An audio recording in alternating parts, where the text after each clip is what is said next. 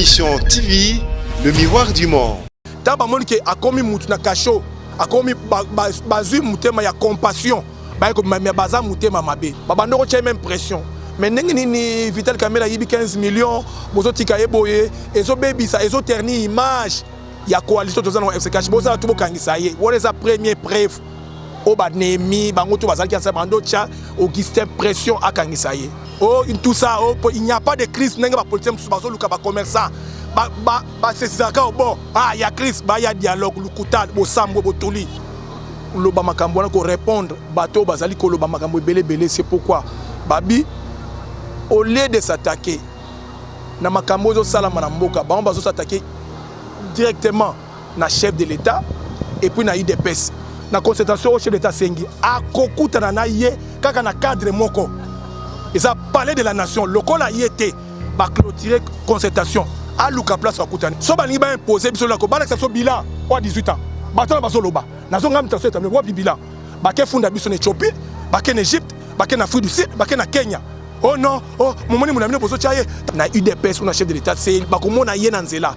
On a eu par rapport à l'explication, il y a Pessi, Léona Top Congo.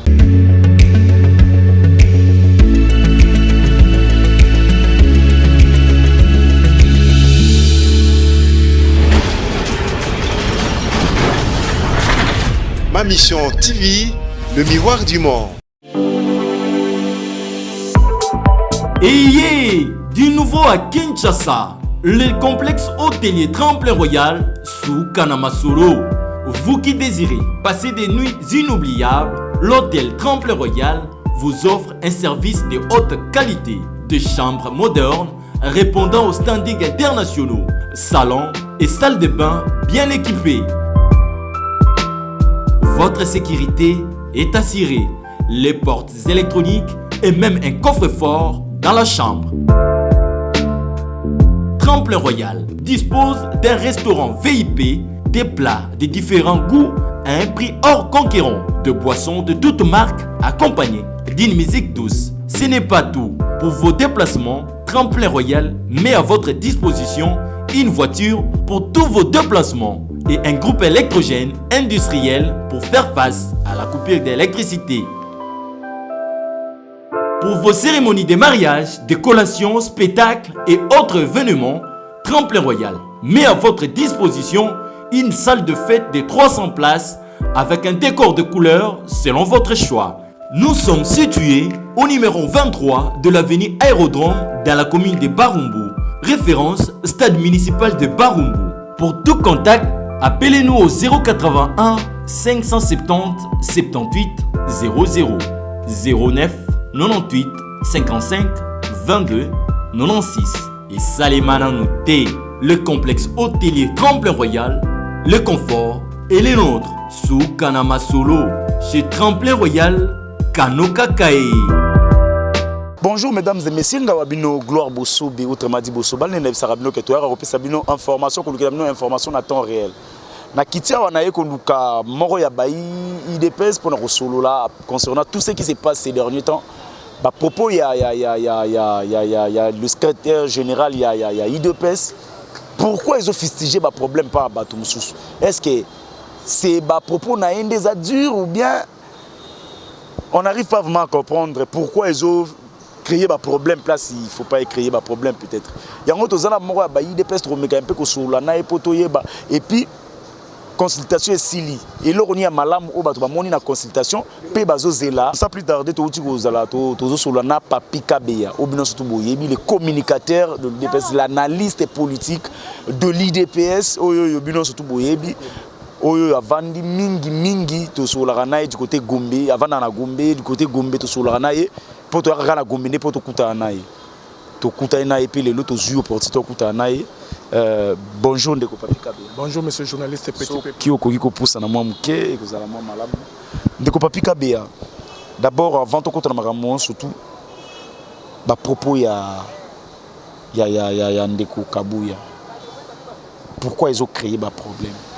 Merci beaucoup. J'ai commencé par dire meilleurs vœux, joyeux Noël, bonne nouvelle là, na ba internautes partout dans le monde. En Europe, en Asie, partout au monde, il y a des missions, il y a ma mission télévision. Si le secrétaire général Azali ko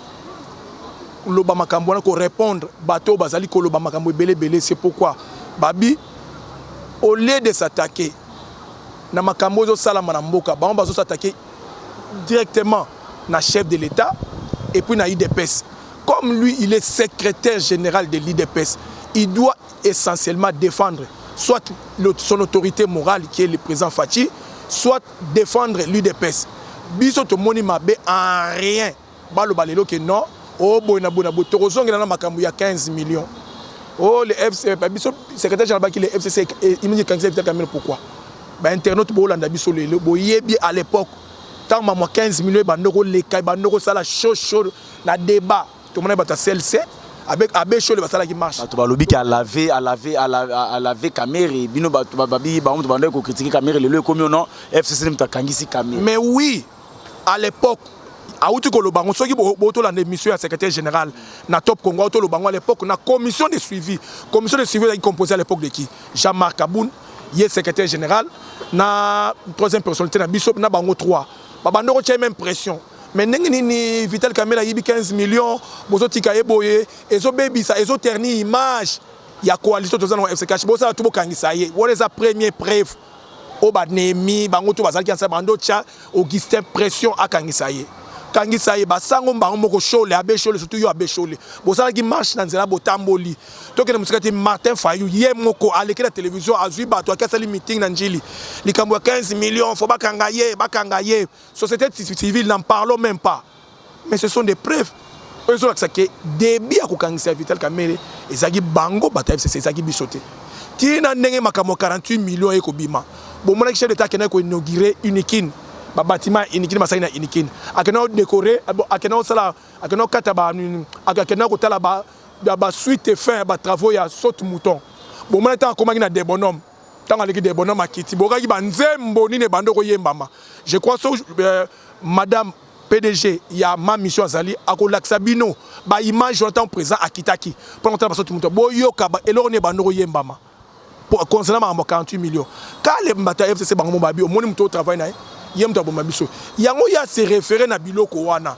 Mais tant où l'État a Sambisi a condamné Ezaki chef de l'État, Ezaki IDPST, boyebi demande outaki wapi. Pour yango ya se référé na biloko wana lobi c'était le FCC. Mais de deux. Alinga lo bake batu nyonso bako s'en prendre na UDPS ou na chef de l'État c'est bako mona ye nanzela wana ki par rapport à explication ya pesi le na Top Congo pour na ngai tant que analyste politique na moni il y a pas de mal en ça pour na bango ne bandi et ko tungisa pour na bango ne bandi bango mo ba FCC baba no mona Vital Kamerhe neti donc mutumo azo calé entrer na bango na chef de l'État. Balinga même pas ça, azo poste na directeur du cabinet. Imaginez-vous botala pendant empêcher botala même kolo ya papa Etienne. Le jour qu'on a voulu enterrer papa Etienne, tant on saki na stade de martyrs, bon moi qui Némi ba on a Vital. Tant Vital na fleur na ya pesi aso kité. Bon moi qui écart, il y a séparation au akebo adongo ça veut dire quoi? Ba saki na haine pour na ye. Lelo ba on accepte que ba lelo ba komi na honneur et sengo na compassion na ye parce que le na cacho. Batiga oko sabiso. Donc oh il y a ça le secrétaire général étant que analyste politique, n'habite na mona bien, mais il a analysé, il a parlé de la situation qui prévalait à cette époque pour comment le loboye. Pour moi, il y a pas match. C'est que ça état de droit me quand ça caméra était tout le bas. Et ça état de droit parce que dans un état de droit, on applique la matière de flagrance. La flagrance c'est quoi? Ce qui vient de se passer ou ce qui oyo ezo tungi sabatu mingi. C'est ça. Donc, matière n'est que directeur du cabinet parce qu'il avait volé. Dans un état de droit, quand il vole, il viole.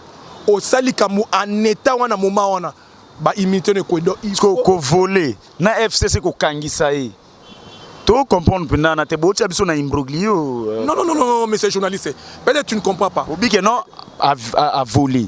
Bino montin FCC mto kangisi siko. Eza justice, eza FCC, état de droit to éviter. C'était comme la imbroglio. C'était une coalition. Une coalition, il y avait un gouvernement. Là où le ministre de la Justice était le ministre du FCC. Quand on lui avait demandé cette requête de faire ça, il pouvait non, chef de l'État, j'accepte, mais il faut qu'il y ait une réunion pour expliquer que non, tu as ça parce que tu es en coalition. Mais quand il a accepté, il y a mise en accusation de Vital Kamerhe. C'était déjà une partie, il y a préparation, il y a un plan à Bango. Parce qu'il y avait il y avait un cadre de concertation qui s'appelle... Il ne fallait pas Bakangaï pour la coalition. Non, ça veut dire quoi? Bakangaï, mais ça, mesure ou le moment où Bakoko Kangaï. Parce qu'il y avait un cadre de concertation qui est le comité de suivi entre les FCC et les CACH. Parce qu'il y avait des nominations. À part les nominations, il devait aussi se régler les problèmes des conflits. Bon, comme pour la banque, privilégié confliter, privilégié avantage na bango. Il y a un moment comme il est au niveau tout ça dans le. Mais ces journalistes, ne vous en faites pas. La cohabitation FC, la coalition FCC Catch, c'était une bataille entre bataille des titans. Au total, film la guerre des titans. C'était une bataille. C'était une première fois en République démocratique du Congo. Au monde, il y a deux plateformes et sont pour le gouvernement. Une qui a travaillé pendant 18 ans, et ça n'a pas breveté, et ça n'a audité, et ça n'a bilanté. Une, ça n'a 2 ans, et ça n'a relevé, mais ça qui ça y est. Donc pour moi, et ça qui bango ne moutou ça qui précédent soit notre comme les lots à Kangami. Ça ne regardait pas les caches ou les DPS. Ça ne regarde que eux-mêmes. Tant que monde qui a commis moutou na cacho, a commis bazu mouté ma ya compassion, ba ko ma baza mouté ma mabé. Là, c'était ma réponse par rapport à la question de M. journaliste et petit peuple. Je crois que j'ai répondu à tous les internautes qui sont en train de me suivre en Afrique, en Asie, aux États-Unis, au pôle Nord, au pôle Sud, en Antarctique du Nord, à l'Antarctique du Sud. Je crois que je vous ai répondu pour cette question. Papi Kabea, pourquoi avoir attendu longtemps? Pourquoi que Zelati, Moninga Oumeli na prison, nani bakangia, nyoko, mais akomi ko bela na robela, pour le lobo banda ko bimisa kenote, FCC ni mutasala ki. Pourquoi tango ni nezala ki show, bo yaki mbala moko ko témoigner te balinga kanga eto ebi makambo banda ko tsemso pression tango tozala ki na comité de suivi. Pourquoi que Zelati na moment où ndebo banda pe ko bimisa. Mais ces journalistes peut-être yo yebité. Moi je dis moi je suis de la base. Ici à Gombe, je suis le chargé de presse et de communication de la cellule Gombe. Donc après mon président, mon vice-président, les secrétaires, c'est moi le chargé de presse et de communication de la cellule Gombe, UDPS, c'est moi, Papi Kabea qui vous parle. Je vous dis, en cette époque, on avait déjà prévenu Vital Kamerhe par le chef de l'État. Voilà, il y a les sommes d'argent qui sont en train de se décaisser à la Banque centrale. Qu'est-ce que tu nous réponds? Il a dit niet, le président, il n'y a rien. Le jour même qu'on lui a donné l'invitation, pour qu'on puisse changer l'invitation, on lui a prévenu. Envoie les avocats parce que ton dossier est mauvais. Ayebisi batu non, nako kenenga imoko. Boyeba ki sort nango tant kena ko répondre yemoko atikalaki. Dans un état de droit, il n'y a pas de pitié. Dans un état de droit, on a même cour ya cassation. Oyebi rôle ya cour de cassation, parquet près la cour de cassation. Est-ce que biti nango et ça sera premier ministre na chef de l'État. Président il a conservé pouvoir, mais azo chambeli na mbeli o e kakatakaye.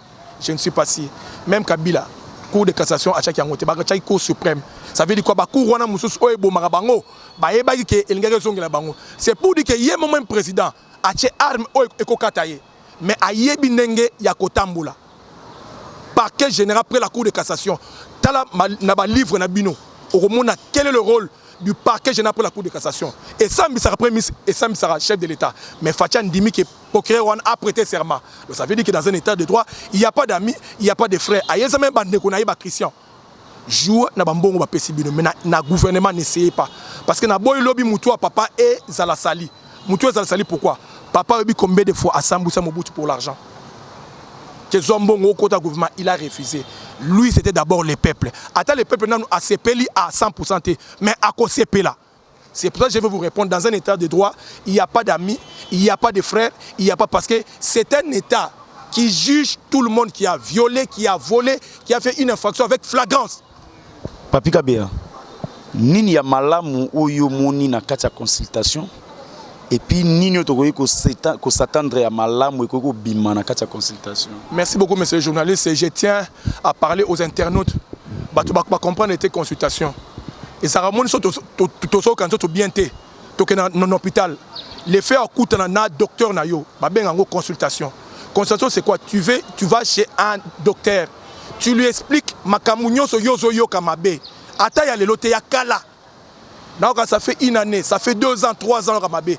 Les chefs de l'État monnaie que Mboke za na crisité, Mboke za na crikité, mais il y avait un malaise. Malaise ça veut dire quoi? Le bon fonctionnement du gouvernement Bando Kenebiente. Il a décrété les consultations présidentielles. Ça veut dire quoi? Il n'y avait pas de Otomona Leona Basango, Église catholique protestante, Bamba coopérant en politique, mais chef d'État, c'est lui-même qui a assigné Yango. Donc ça veut dire quoi? C'était un cadre. au moment qui parlait de la nation, avant d'ina batuna nyonso. Azo consulter, ça veut dire quoi? A vu toutes les couches depuis Makambo président Sali, président Mona Selangote na Congo, o ezaki na Congo. A consulter tina basse classe. Ba chege, ba sirer, ba maman maraîchère, ba professeur, ba étudiant, ba cambiste, donc ça veut dire quoi? Ba tout nyonso ba fotaka na Congo. Parce que c'est pour dire que bato musu ba ignoraka bato ba fota na Congo. Même chege ozomona chege mais s'il a 18 ans, a conforté, voit na moko et ce côté pour nayo. C'est pour cela il fallait ayoka bango parce qu'il y avait malaise. Na bande libé internaute, il n'y a pas une crise au Congo. Il n'y a pas blocage, tout ça, il n'y a pas de crise. Il n'y a pas de politique, commerçant. Il y a crise, il y a dialogue, il n'y a qu'un petit malaise qu'il faut résoudre. Le Premier ministre n'essaye même pas d'accepter le chef de l'État. Il y a un gros point à casser bango. Pour moi, en Afrique, en Afrique, il faut un peu de dictature. Mais dans ce chef de l'État, c'est l'état de droit. Il y a quand qui un président il peut trop chaud. Mais c'est un président, il a grandi dans son enfance avec un papa qui connaît les droits net il poche naie. Discours mais la peau il faut que nana mutunaye. Ah wane za makanisi na yo mais c'est les journalistes. Qui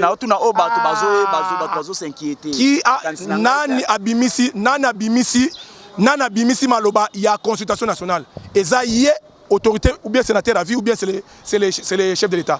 Qui doit imposer l'autre? Je ne sais pas au Congo il n'y a qu'un seul chef d'État. Il n'y a pas de. J'ai dit non. La question na yo. Bango bakoki ko imposer bisoté. So ba liba imposer bisoté ko ba la bilan ou 18 ans. Batona baso loba. Nazo ngam taso tamé wa bilan. Ba ke funda biso na Éthiopie, ba ke na Égypte, ba ke na Afrique du Sud, ba ke na Kenya. Oh non, oh momoni mon ami poso chaye, tande ko sala biso a souffrir ni to sala te. Facha zongsi bango na table ronde. Le président de la République, Fachi Béton Bic Rouge, Aïe Bango, Balak Sabino Bilan, au Bassali 18 ans. Où est le bilan? Ceux qui ont bilan, il n'y a personne qui peut ce bilan parce que c'était un régime de voleurs. C'était un voleur régime. Non! C'est le peuple qui demande le bilan. C'est pas nous, c'est le peuple qui demande le bilan. Non, accord est raté. Information, monsieur journaliste, accord est raté. Ce sont des accords verbaux. Les accords verbaux quoi? Protège-moi, ma famille. Il n'y a pas des accords écrits. Moi, je suis un administratif. À part qui analyse ces politiques, dans ça, marketing et management. Un accord, non, au lobby accord, nous répondre un accord, dans un accord ou un contrat, il faut qu'il y ait des témoins. Ces témoins doivent signer dans des accords. Mais autant que canal sur papier, les généraux, est-ce que signer qui? Je suis d'abord un administratif. Un administratif. Dans l'administration, quand vous parlez, il faut qu'il y ait des signatures. Signer. Est-ce que les témoins ont un 4 signer qui? Je crois que signer.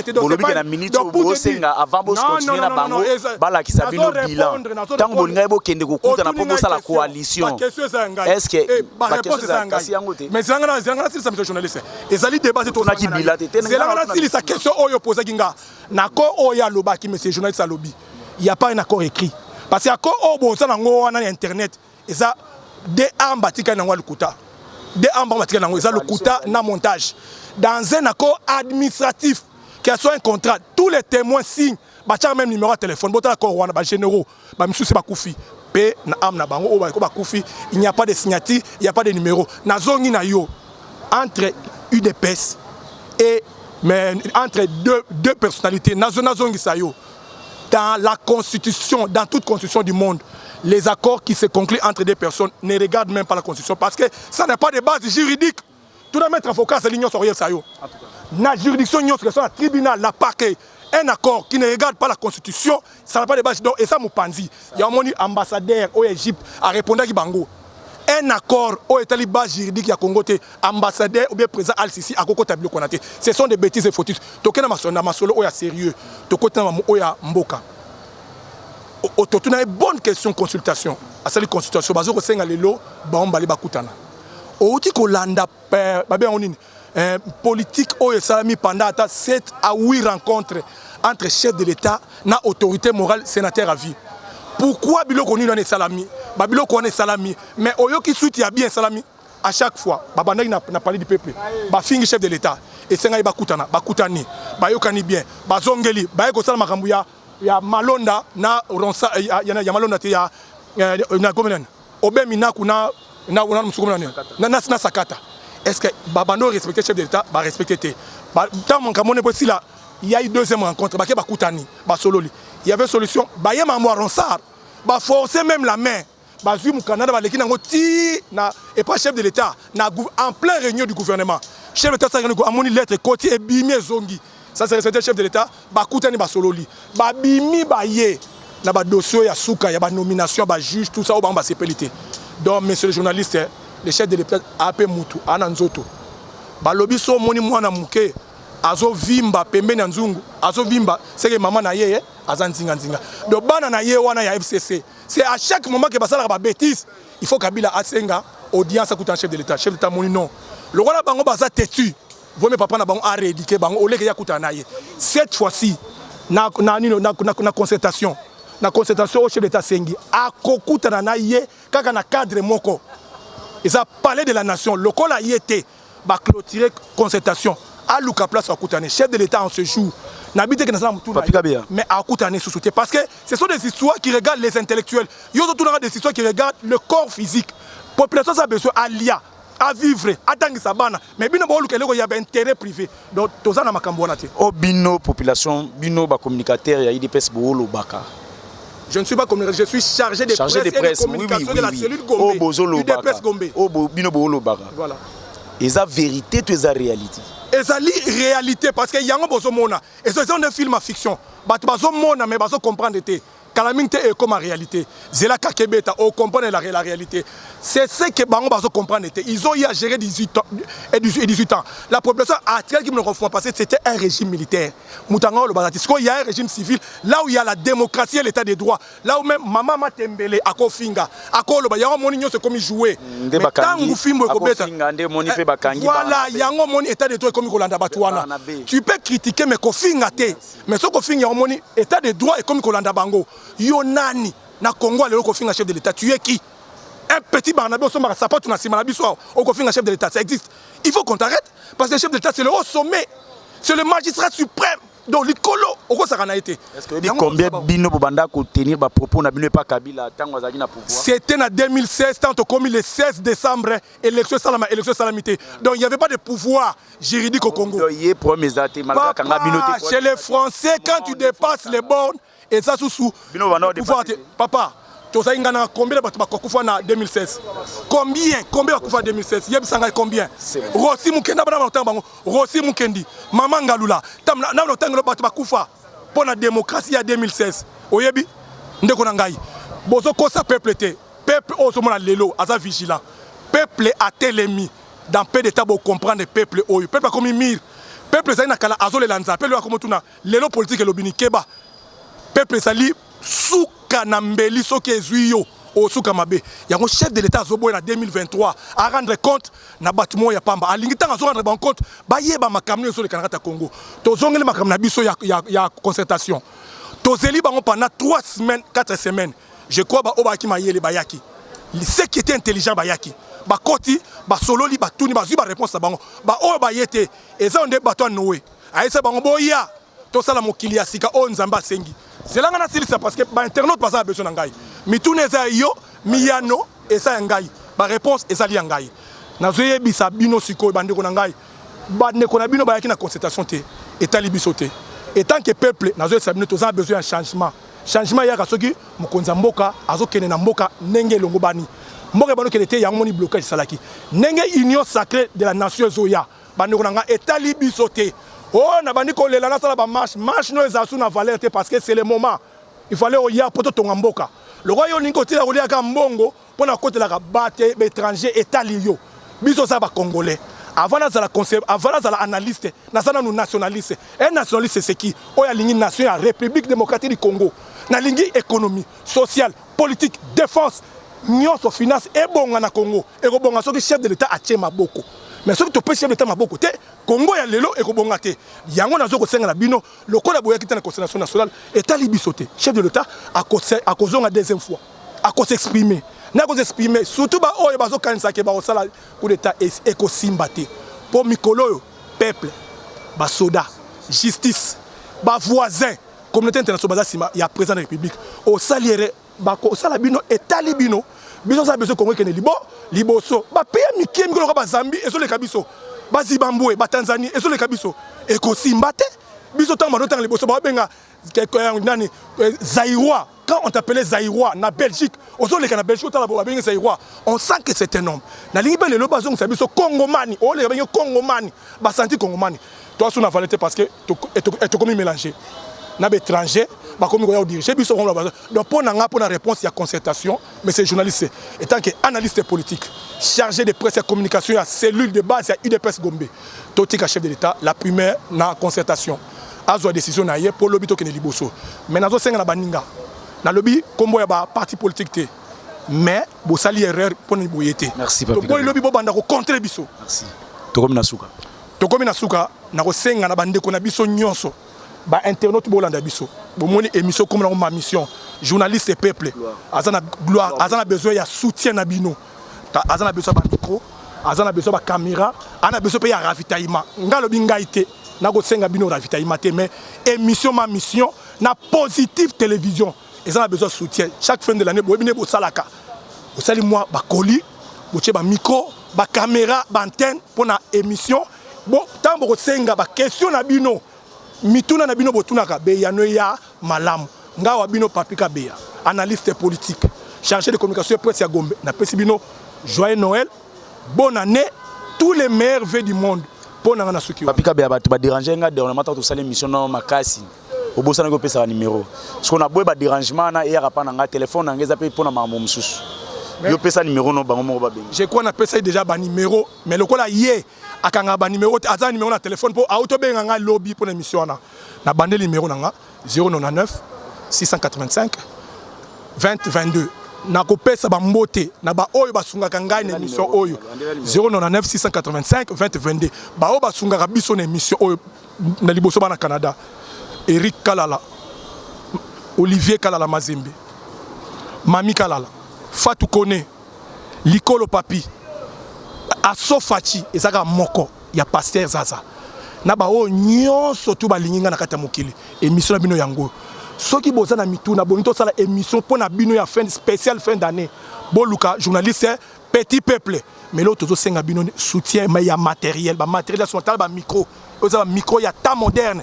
Faut pas que un micro sophistiqué, pour la qualité, na image ya bien. Pour soutenir chef de l'État na consultation. Pour soutenir chef de l'État, na place yo na ndaku na yo, ozo sala moi implice na ONG na yo. C'est ça qu'on soutenir chef de l'État. Merci Papika. Merci beaucoup. Et je crois que non c'est par ici que nous mettons fin à l'émission Nabiso et Sengozala qui anga gloire Bosso, autrement dit Bossobal.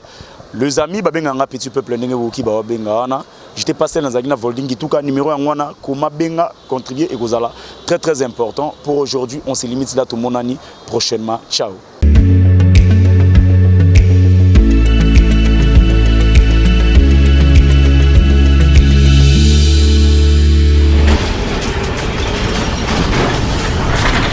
Ma mission TV, le miroir du monde.